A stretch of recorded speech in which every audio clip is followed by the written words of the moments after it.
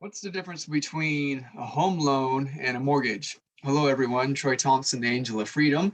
And today I'm going to talk a little bit about home loans, mortgages, and interest rates, and some different ways of looking at getting to financial freedom and using a mortgage along the way as part of the path.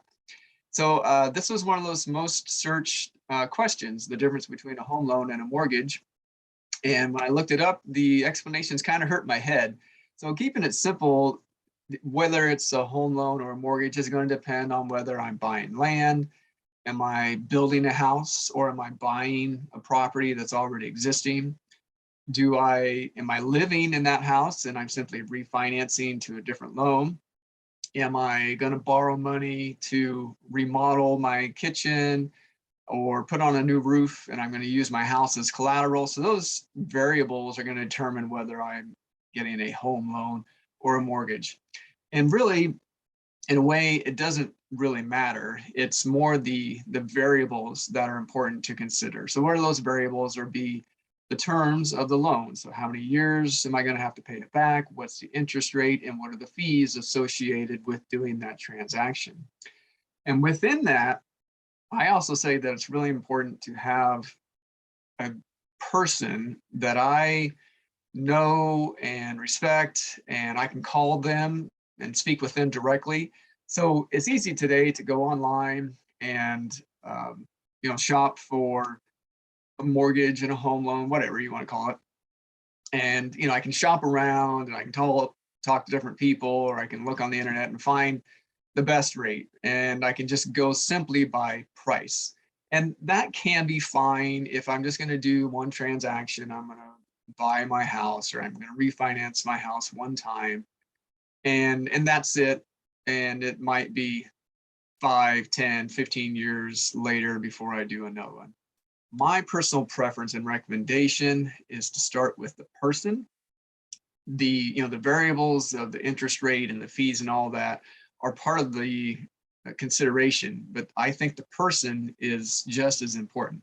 So a quick example, I had rental properties for many years, and so I did 7 mortgages in like a 12-year time period. I did all those with the same man.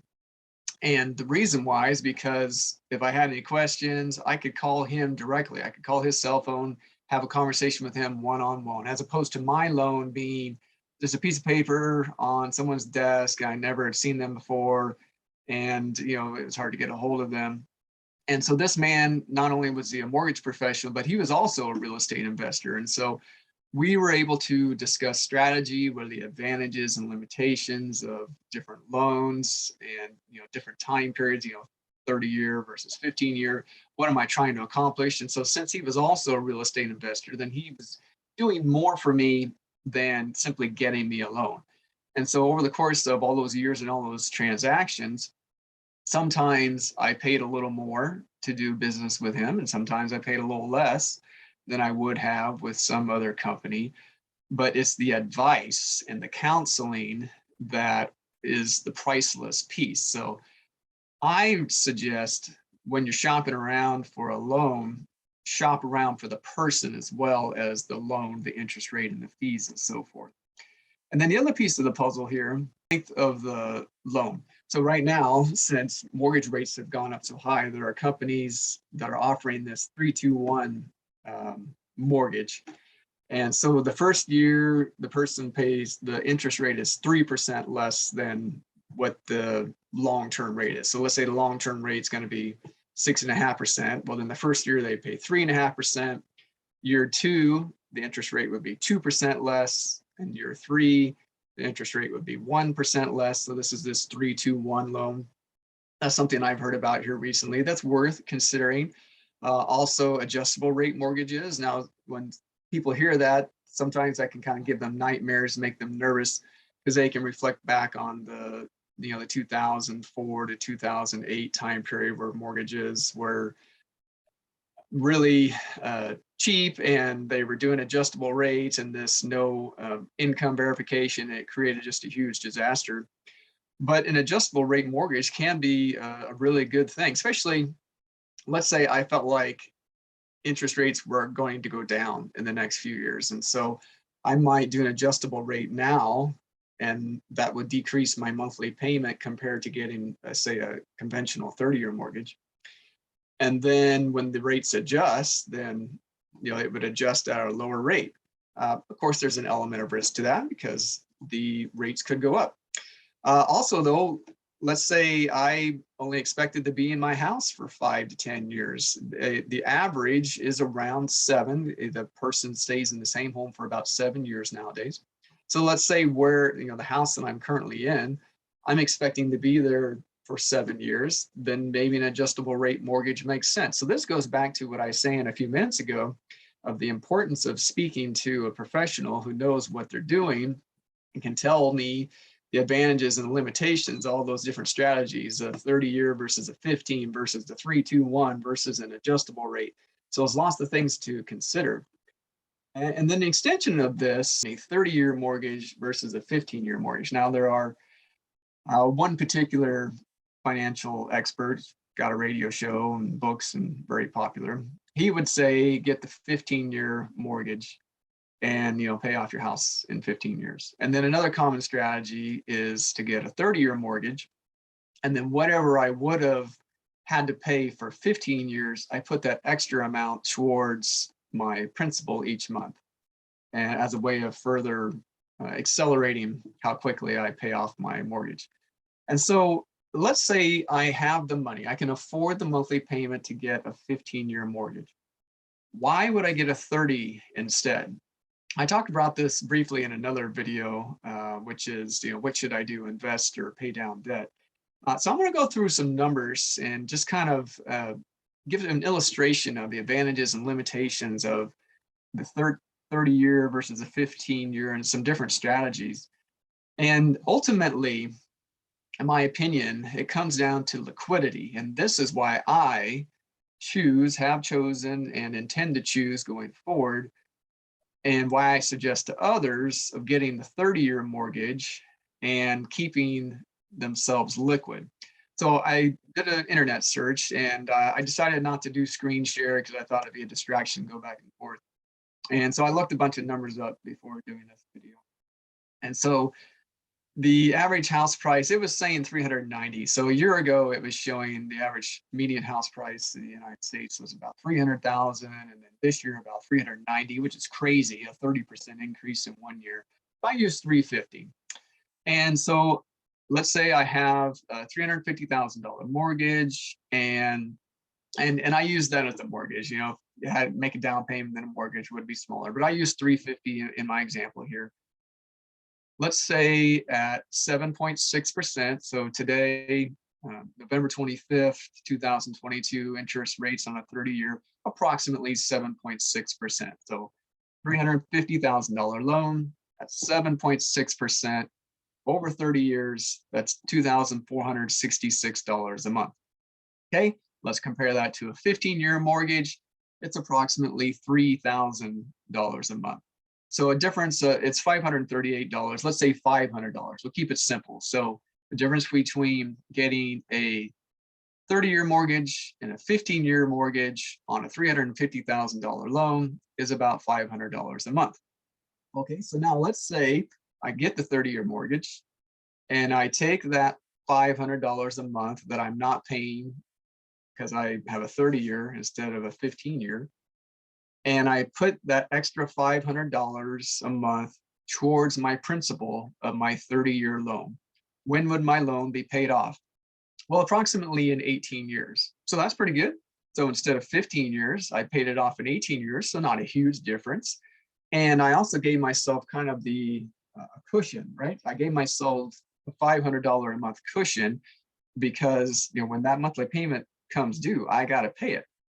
But how about this alternative? What if instead of putting an extra $500 towards my mortgage, I put that $500 towards an investment? And let's say I was able to get 6%. All right, so then what are my results after 18 years? Because I know if I took an extra $500 a month of principal, put that towards my 30-year mortgage, I would have the mortgage paid off in about 18 years. So what are my results if I take $500, I get 6% a year for 18 years. What do I have? Well, I'm a little short of being able to pay off my mortgage. So I would have about 185,000. My mortgage balance would be about 233. So after 18 years, I'm a little short of being able to take that lump sum for that investment account and pay off my mortgage. But 1 year later, I would. All right. After 19 years, it would be very close. My mortgage balance would be about 220. My investment account would be about 200. So after approximately 19 years, I'd be able to accomplish the same thing. So then the question is, all right, if I get the same result, which one should I do? Well, again, I think liquidity is important. So when I am making extra payments towards the mortgage, then picture yourself taking $500 and stuffing it into the wall of your house or stuffing it in the floor of your house. And you can't really get to it and you can't really use it. And so I'm losing liquidity. And I always like to prepare for the worst, hope for the best. And so in the thinking of preparing for the worst, what if I lose my job? What if I get injured or ill and I can't work? When I've been making these extra payments towards the mortgage, then that money is now stuck in the house. It's stuck in the equity of my house. And I can't get to it. I can't utilize it without taking a new loan, like refinancing, doing a cash out refinance, or getting a home equity line of credit and being able to access that money. But if I wait, right, so I'm making extra payments towards my loan, and I get sick and now I can't work, and I'm draining down my savings. And so now my monthly mortgage payment is still coming due, even though I'm many years ahead on my mortgage because I've been making extra payments. Well, I can't go and get a loan because I don't have any income because I'm not working. So I'm in this catch-22 scenario. I have all this cash and equity in my house, but I can't get to it because I can't get a loan because I can't get a loan because I can't work because I'm sick or injured. And so two things about that. One is I also suggest to people that they go and they establish a home equity line of credit.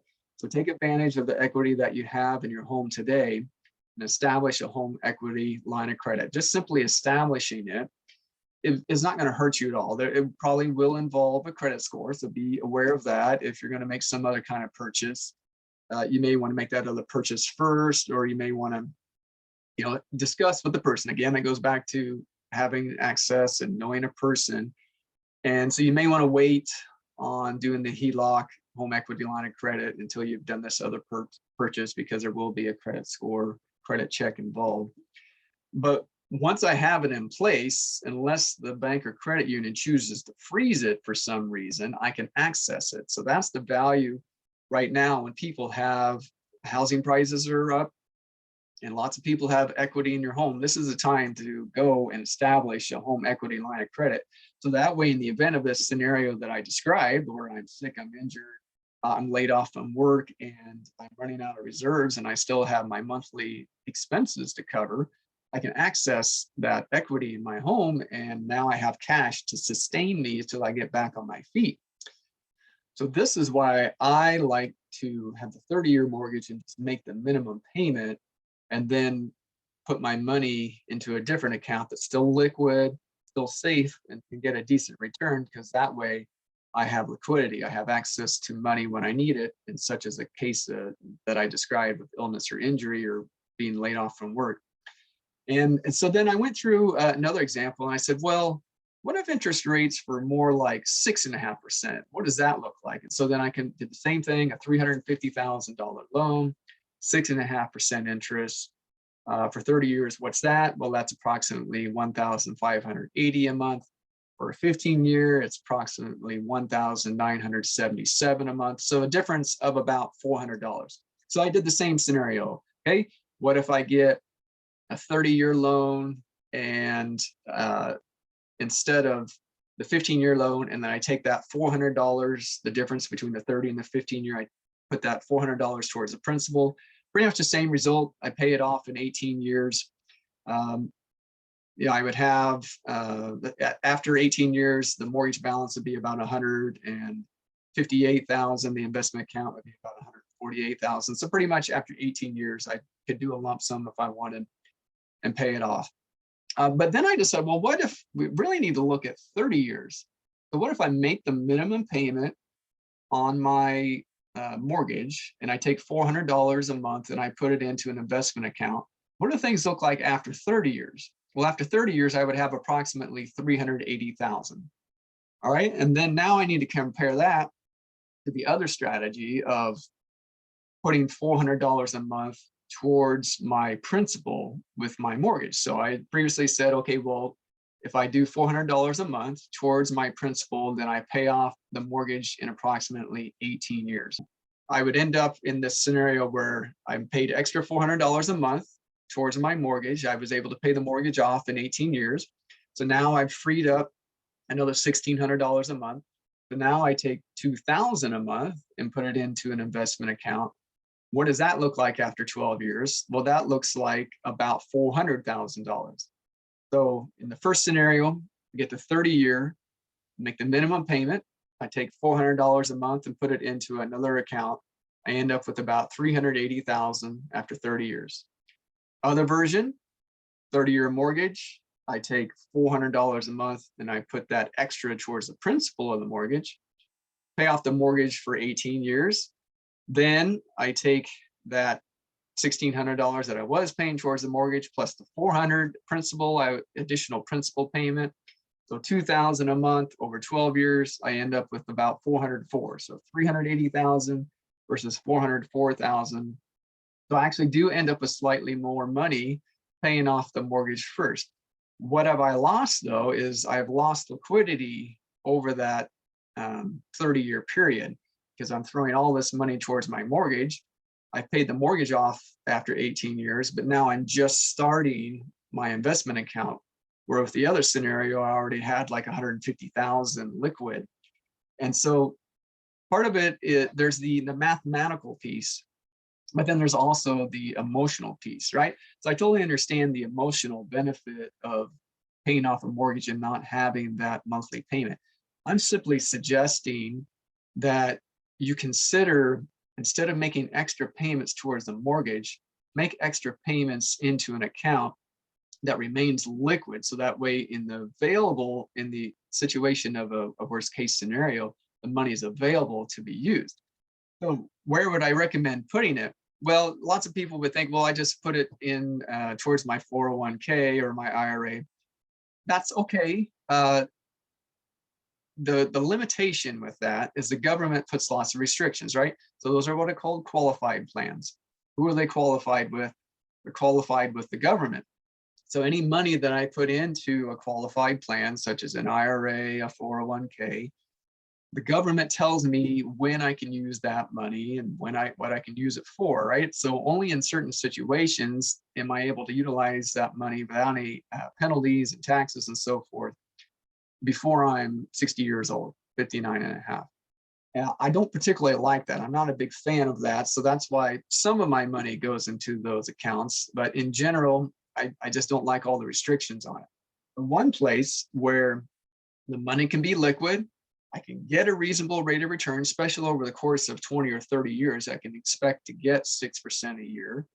And I know that the money can be protected from loss, which is very important. So let's say I'm doing this scenario and I have an account that can go down when the market goes down.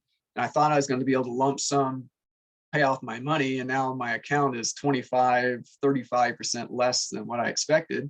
Well, that really messes up my strategy.